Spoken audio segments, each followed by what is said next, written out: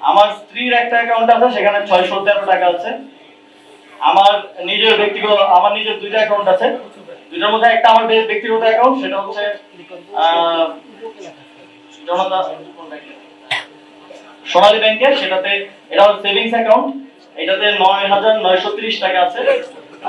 আর আরেকটা হচ্ছে আমার স্যালারি অ্যাকাউন্ট, যেটা আমার গভর্নমেন্টে থাকা অবস্থায় স্যালারি সহ গভর্নমেন্টের আরো যেই ডিএ সহ যেই লেনদেন, সেটা এই অ্যাকাউন্টের মাধ্যমেই হতো।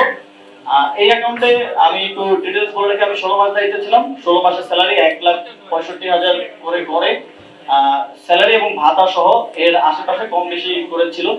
এবং আমি 5টি বিদেশ সফরে গিয়েছিলাম। বিদেশ সফরের যে টিএডিএ বিল সরকারের পক্ষ থেকে দেয় আপনারা জানেন, সেটাও এই অ্যাকাউন্টে এসেছে। সেটা গড়ে 4-5 লাখ 6-7 লাখ টাকা করে হবে 5টি বিদেশ সফরের। এর বাইরেও দেশের সরকার থেকে আরো বিভিন্ন খাতে বিভিন্ন যে ভাতা সব মিলিয়ে এই অ্যাকাউন্টে গত এই অ্যাকাউন্টটা এই অ্যাকাউন্টে এখন আছে 9,78,626 টাকা। এবং এই অ্যাকাউন্টে মোট ট্রানজাকশন মোট ক্রেডিট হয়েছে আমার স্যালারি ট্যালারি সবকিছু মিলে, এবং সরকারের দায়িত্ব গ্রহণ করার আগেই 50,000 টাকার মতো ছিল। তারপর সব মিলে ক্রেডিট হয়েছে মোট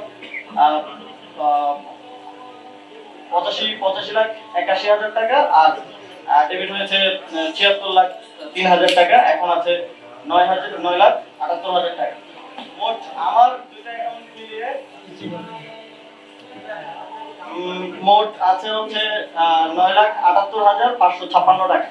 তো এই 85 লাখের মধ্যে আমি যেটা বললাম, স্যালারি আছে অলমোস্ট গড়ে যদি 1,65,000 করে ধরি, তাহলে অলমোস্ট 25 লাখের মতো, 25 লাখের টোটাল ট্রানজাকশনের মধ্যে। আর 5টা বিদেশ সফরের প্রায় 35 থেকে 40 লাখ টাকার মতো হবে। আপনারা ডিটেইলসে যখন সফটওয়্যারে আমরা দেখব সেখানে দেখতে পাবেন।